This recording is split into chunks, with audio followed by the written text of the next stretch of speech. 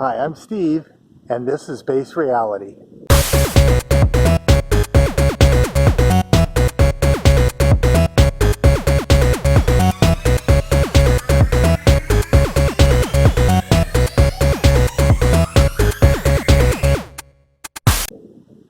And today's episode is titled Galaxy of Terror, Ink.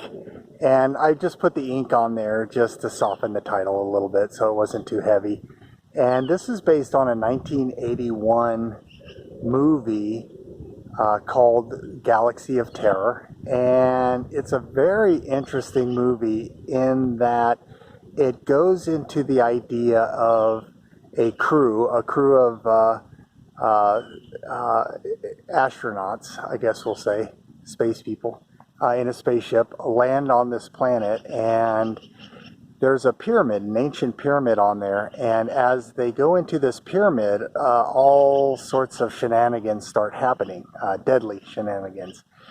But you'll notice that each person sort of meets their end, if you will. It's rated R, so it's a little bloody. It's got some nudity in it, so use your discretion. But the people that are in it. They seem to die from fears that they have, and you'll hear each person make mention. They'll give little clues and little hints about what's troubling them, what they're afraid of, the things that they're connected to, and then they meet their end via that process. And near the end of the movie, the one of the main characters realizes, well, two of the main characters actually realize that they were actually being attacked by their own fears. And the main character says something along the lines of, there's no horror here that we don't create ourselves. And then he meets the cook in the movie, Ray Walston, who's been in a lot of movies. My favorite, Martian, being one of them. But he was Mr. Hand, I think, in Fast Times at Ridgemont High. And there's also Robert Englund too, who played Freddy Krueger in Nightmare on Elm Street. He's one of the people that realizes it's an illusion. And so, but Ray Walston is a cook on the ship, but it turns out that he was actually this person called a master. And a master is someone that goes through and faces their own fears, their shadow self, and comes out on the other side healed, integrated, things like that. And it's interesting that it's a pyramid, because from a lot of theories that have come out recently about the pyramid, a lot of people thought it was a tomb, just a burial tomb, which is kind of a weird idea because it's so massive, and the way it's built, the angles, all that kind of stuff. A lot of people are thinking that it was used as an ascension chamber, sort of a place where you could integrate your shadow self, your fears, concentrate higher energies into the self, and help sort of as an initiatory process for ascension, for a human wanting to ascend. And this is also mentioned in the Law of One at the near the beginning when Ra comes through, RA. He talks about visiting the civilization that they built the actual Great Pyramid of Giza through everlasting rock, which means they actually manufactured it specifically through their minds, whereas the other pyramids, they brought stones from a quarry and brought them over. But they're saying that the Great Pyramid of Giza was actually manifested. And the reason they didn't manifest one big giant block is because they said it would create it would interfere with the law of confusion, I think they said, in that it would look like an impossible structure, and then they would probably worship those beings as gods, and they didn't want that, so they made it look like it was a built structure. But they do explain in there that it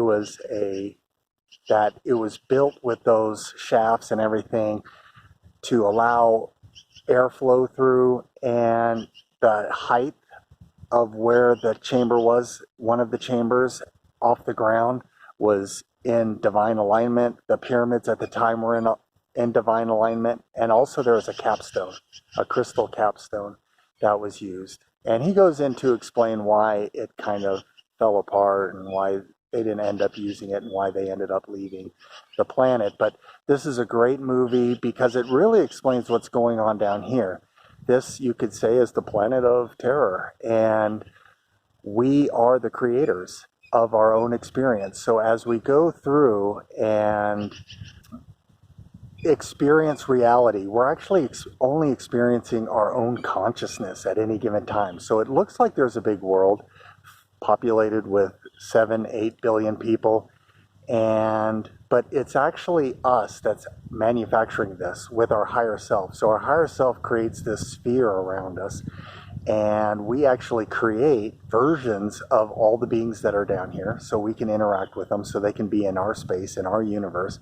We create every tree, we create every gazebo, we create every cloud, every speck of dust on our shoes, everything. And that may sound crazy, but it actually gets even crazier, because from the spiritual literature, it looks like we actually create our own versions of galaxies, superclusters, and the universe itself. So you actually are only interacting with your consciousness at any given time. So when you're receiving feedback from the system, from the matrix, from this hologram, it's trying to show you what's actually inside you. So as eternal beings, we're these beings of light and love, and so we actually manufacture our body through our higher self, which is this incredible universe on its own. But then the world around us, you can actually say, is an extension of our body.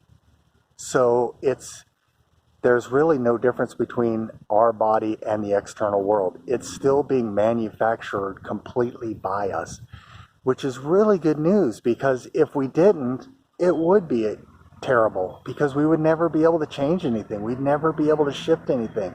We'd never be able to make any progress, because we could just be victims all the time, victims of just poopiness, craziness, all this other kind of stuff. And so these ideas, these realizations are very empowering, because they allow us to go within our mind, go within our consciousness, use the outside world as a mirror to see what are we getting back, what's the feedback coming. And that allows us to get into our unconscious and subconscious as well, so we can bring it up to the surface into consciousness and start working on that. In the famous phrase, what would I have to believe about myself to manifest this experience? Or this drama that's playing out in my life right now is an accurate reflection of the beliefs that I hold about myself. And notice that it's key about beliefs that I hold about me, not about somebody else. Somebody might be coming into your experience, or multiple people might be coming into your experience, and they may be repeating certain things. And so you can look through your life for patterns to see, well, why is this coming up? Why is this showing up? And once you start shifting your beliefs, and so once you find your belief, you just state the opposite belief in an affirmation. So you say, if you start to find I'm not validated, I'm always looking for validation, then start meditating, start getting connected with the fact that you're validated. The fact that you exist means that you're validated already. The judgment day means when you arrive back at God's original judgment. God doesn't shift and flip-flop his judgment and his ideas like, well, politicians do.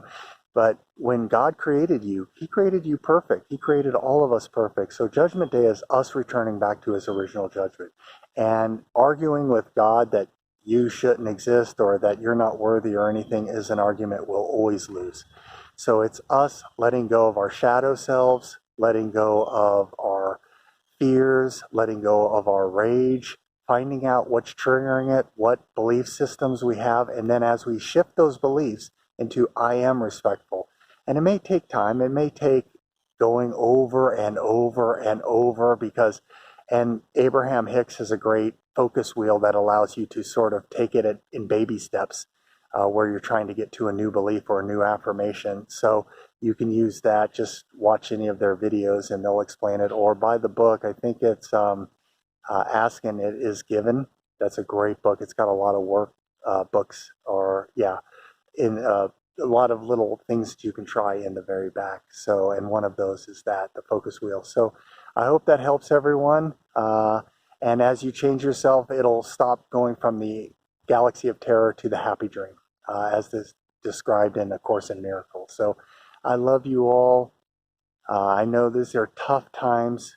Hang in there, hold the line. Things are shifting, things are changing. Take care, and I'll see you in the next video.